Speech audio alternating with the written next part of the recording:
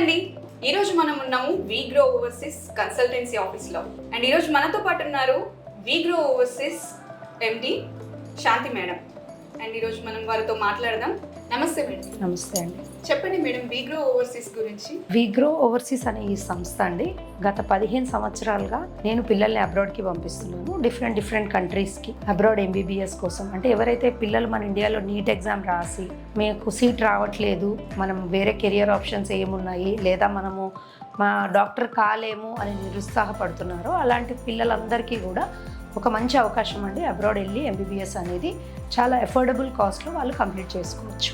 Okay madam, ఇప్పుడు NEET exam రాసిన వాళ్ళకి మాత్రమే అబ్రాడ్ వెళ్ళి చదువుకునే ఛాన్స్ ఉంటుందా ఎంబీబీఎస్? యాక్చువల్గా మేడం నీట్ రాసినా రాయకపోయినా మనం అబ్రాడ్ వెళ్ళి ఎంబీబీఎస్ అనేది అయితే చదువుకోవచ్చండి. కానీ ఎవరైతే నీట్ రాయకుండా అబ్రాడ్ వెళ్ళి ఎంబీబీఎస్ చేస్తారో వాళ్ళు మళ్ళీ మన ఇండియాకి వచ్చాక మన ఇండియాలో లైసెన్సింగ్ ఎగ్జామ్ అనేది రాయలేరు. ఒకవేళ వాళ్ళు అబ్రాడ్లో వెళ్ళి చదువుకుంటే అబ్రాడ్లోనే వాళ్ళు అక్కడే మాస్టర్స్ చేసుకొని అక్కడే సెటిల్ అయిపోవాలి.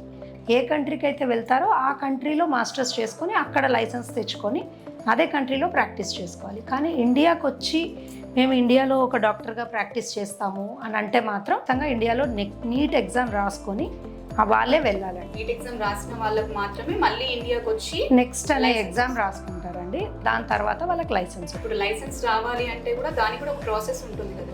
అవునండి, మనకి నేషనల్ మెడికల్ కౌన్సిల్ ఎన్ఎంసి వాళ్ళు మనకి 2021 నవంబర్ 18 రోజు మన ఎన్ఎంసి గెజెట్ అనేది రిలీజ్ అయిందండి. సో ఆ గెజెట్లో క్లియర్గా 4 పాయింట్స్ అనేది మెన్షన్ చేశారు. ఎవరైతే అబ్రాడ్ వెళ్ళి చదవాలనుకుంటున్నారో వాళ్ళు ఈ కాలేజెస్లో ఈ 4 పాయింట్స్ మీరు దృష్టిలో పెట్టుకొని అడ్మిషన్ తీసుకోవాలి అని. అందులో ఫస్ట్ కండిషన్ ఏంటంటే మీరు ఏ కంట్రీకైనా వెళ్ళి చదవండి, బట్ అది ఇంగ్లీష్ మీడియంలోనే ఉండాలి.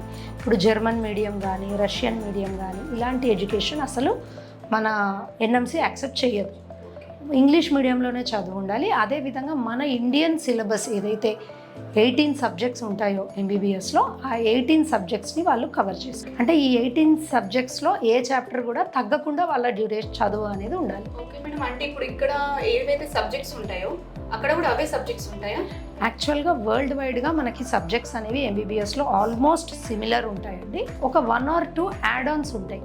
అంటే ఇప్పుడు మనం ఏ కంట్రీకి వెళ్ళినా ఆ కంట్రీ గురించి ఒక 1 or 2 సబ్జెక్ట్స్ యాడ్ ఆన్స్ ఉంటాయి.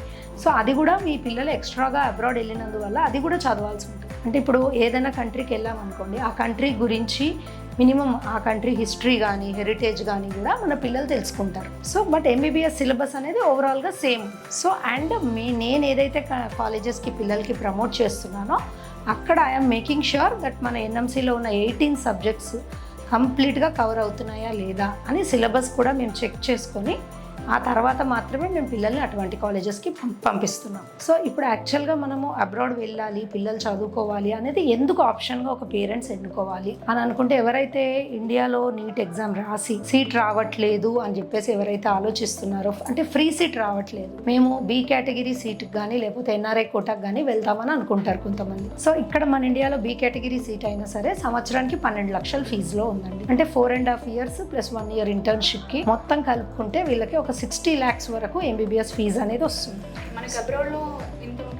అబ్రాడ్లో ఈ 60 lakhs అనే కాస్ట్కి ఒక 30% కాస్ట్లో వీళ్ళకి ఎంబీబీఎస్ అనేది అయిపోతుంది. ఇంకా తక్కువ అక్కడే తక్కువ అంటే ఒక 15 to 20 lakhs ఫీజెస్లో కంప్లీట్ 6 years ఎంబీబీఎస్ ఫీజు అనేది మనకి 15 to 20 lakhs ఫీజులో అయిపోతుంది. అబ్రాడ్ వెళ్ళి చదువుకోవాలంటే ఏదైనా ఎంట్రన్స్ ఎగ్జామ్ అక్కడ వాళ్ళకి ఏదైనా రాయాలా, లేకపోతే నీట్ ఒకటి సరిపోతుంది? మనకి యాక్చువల్గా అబ్రాడ్ కంట్రీస్లో ఎక్కడా కూడా ఇలాంటి నీట్ లాంటి ఎగ్జామ్ అయితే లేదండి.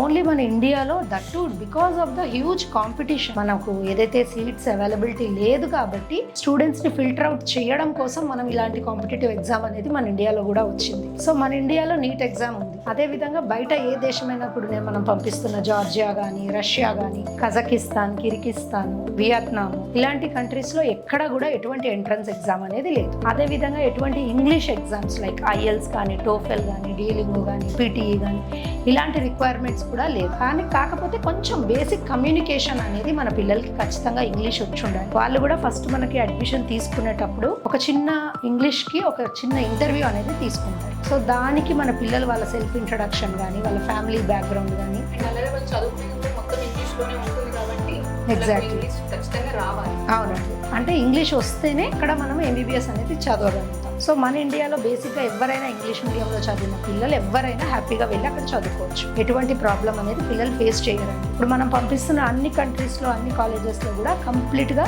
ఇంగ్లీష్ ఫ్యాకల్టీ అనేది అవైలబుల్ ఉన్నారు. అండ్ అన్ని టీచింగ్ అంతా కూడా ఇంగ్లీష్లోనే ఉంటుంది. అండ్ మన ఇండియన్ ఎన్ఎంసీ నామ్స్ ప్రకారం మన నామ్స్ ఏవైతే 4 పాయింట్స్ చెప్పారో ఆ 4 పాయింట్స్ని కంప్లీట్గా కవర్ చేసేటట్టే మనం అటువంటి కాలేజెస్ని చూసుకుంటాం. అంటే ఈ ఎన్ఎంసీ నామ్స్ ప్రకారంగా ఈ 4 పాయింట్స్ని ఫుల్ఫిల్ చేసే కాలేజెస్ని మనం చూస్ చేసుకొని పిల్లలకి మనం ఆ కాలేజెస్కి పంపిస్తాం.